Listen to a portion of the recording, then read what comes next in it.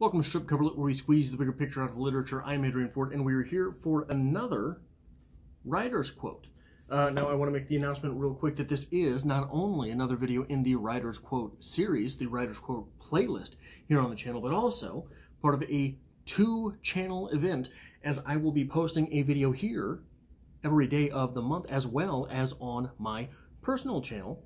Every day of the month, my personal channel, of course, will be linked through a pinned comment in the comments section below. Also, be sure you jump down there and leave nasty messages and call me names, because it's always fun. But we were here for another writer's quote. This writer's quote, of course, from where else would a writer's quote come but Papa? This is Ernest Hemingway on Writing, edited by Larry W. Phillips, and our quote for today comes from page 31. 31 was the number I wore in football in high school. Not that that means anything. When people talk, listen completely. Don't be thinking what you're going to say. Most people never listen, nor do they observe. You should be able to go into a room and when you come out, know everything that you saw there, and not only that. If that room gave you any feeling, you should know that exactly what it was that gave you that feeling. Try that for practice. When you're in town, stand outside the theater and see how people differ in the way they get out of taxis or motor cars. There are 1,000 ways to practice, and always think of other people.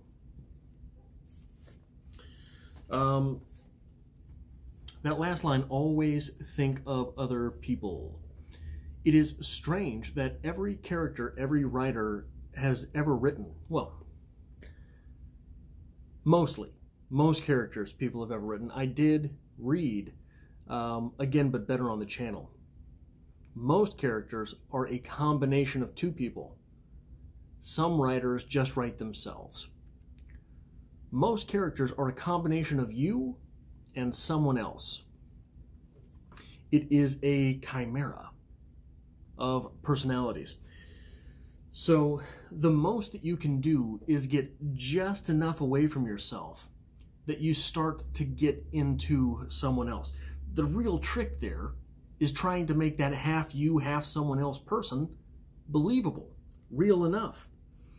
But as Hemingway does say here, for a writer, everything is research. That is a strange predicament in which to find ourselves. Everything is research. Everything that we do, everything that we observe, everything that we hear is research on some level. We are accountable for it as storytellers, as writers, as communicators.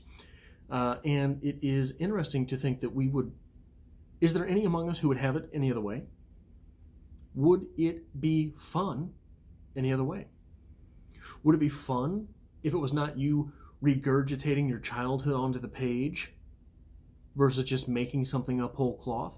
In fact, the most reflective of the individual writer, the genre most reflective of the individual writer might be fantasy, which is completely separate and removed from our world. It is world building in and of itself.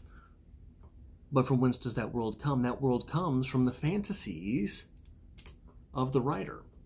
Everything in there is whole cloth from the writer. Even if you're nicking all of Star Wars, guess what you're doing?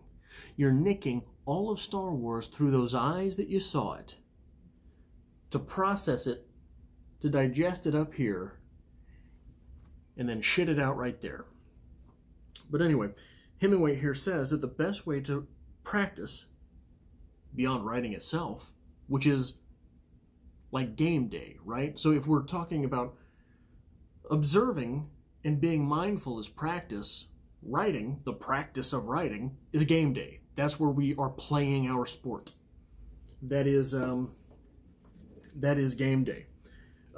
So the best way to practice is to observe, and the second is to be mindful. I would like to channel a different writer, Sam Harris, here in Waking Up. On page 34, Sam Harris actually in relation to waking up, retweeted me one time. That is my big claim to fame, as having been retweeted by Sam Harris.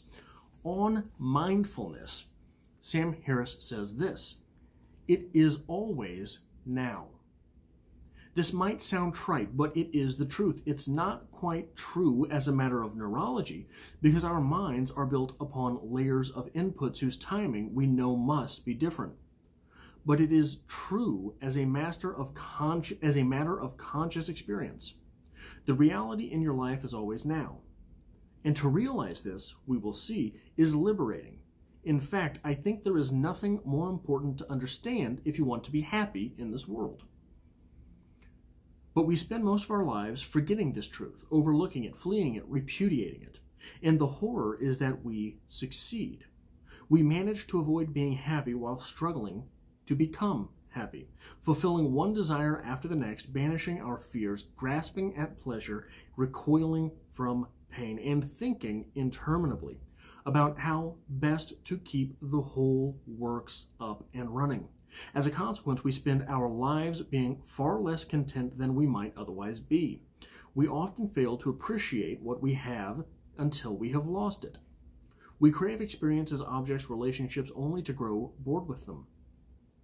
And yet, the craving persists. I speak from experience, of course. As a remedy for this predicament, many spiritual teachings ask us to entertain unfounded ideas about the nature of reality, or at the very least to develop a fondness for the iconography and rituals of one religion or another. But not all paths traverse the same rough ground. There are methods of meditation that do not require any artifice or unwanted assumptions at all. It goes into a little bit about that type of meditation. And then on the kissing page to this 35, he says, there is nothing spooky about mindfulness. It is simply a state of clear, non-judgmental, and undistracted attention to the contents of consciousness, whether pleasant or unpleasant. However, as a writer, as a storyteller, as a mirror towards the world, we're going to change that definition a little bit. It is distracted. There is nothing spooky about mindfulness. It is simply a state of clear, non-judgmental, and a little distracted attention to the contents of consciousness, whether pleasant or unpleasant. A little distracted in the fact that we have to be taking note of those things that we see. We have to be taking note of those things that are going on. We have to remember them. We have to be able to use and digest and pass them on. As a writer, you're doing a little more than noticing. As a writer, you're trying to understand, you're trying to comprehend, you're trying to note-take. Hemingway, at some point, I can't remember exactly when, but Hemingway at some point said, what was it? Something along the lines of, as a writer, your job is not to judge, but to understand. There's going to be small word differences in there, but it's basically what he said. As a writer, your job is not to judge, but to understand.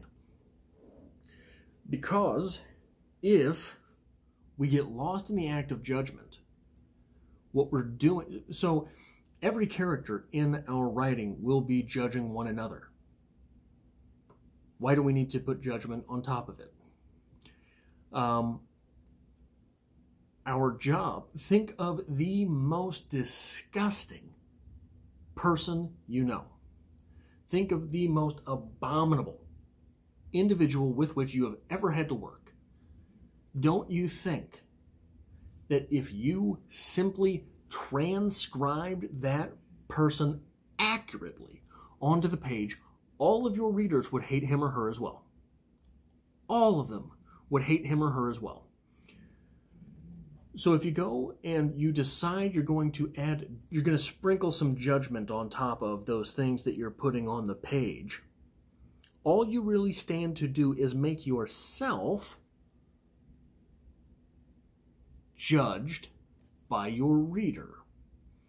All you really stand to do in adding judgment on top of those things accurately observed is to make yourself vulnerable to the same types of judgment that you've been passing on to your reader. A good example of this is American Psycho. In American Psycho, Patrick Bateman is often passing judgment on the other characters in the book. So what do we do as the reader? We judge Patrick Bateman. Now, obviously, we're not judging Bret Easton Ellis, but if you're talking third person, all you're doing, if you're talking a third person perspective on your story, you're writing in third person, if you're judging as a writer, all you're doing is opening yourself up to that same level of judgment, versus simply transcribing someone accurately onto the page. Let the reader make the decision for his or herself. Let the reader make the judgments for his or herself. What does it mean to listen completely? Not to hear, but to listen. Hear the words and understand their intent, not just their definitions. I try to think of dialogue as a way to express a character's wants more than their words. So if a character tells another character to stop, the reader should understand why.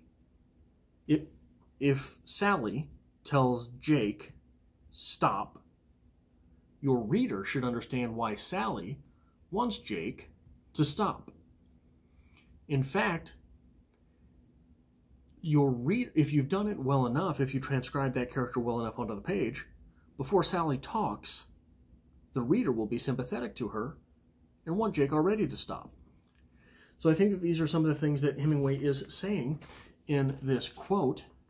When people talk, listen completely.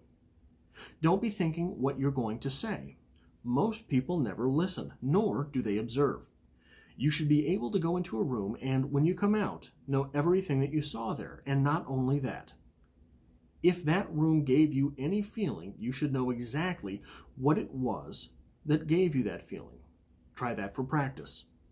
When you're in town, stand outside the theater and see how people differ in the way they get out of taxis or motor cars. There are 1,000 ways to practice, and always think of other people. If you can think of and understand and listen to people, I think it is easier to transcribe people accurately onto the page. As far as I'm concerned, that's our job here. So again, this is a video in the Writer's Quote playlist here on the channel. So if you like things like that, make sure you hit the subscribe button if you are not already subscribed, if you happened upon this video. If you enjoy talk of literature, if you enjoy read-alongs for novels, if you enjoy dissecting short stories, if you enjoy reading poetry, maybe this is the channel for you. But don't forget that in my personal channel, linked in a pinned comment below, I talk about other stuff. I talk about movies. I talk about all sorts of stuff over there. So make sure you come over there and join me there as well.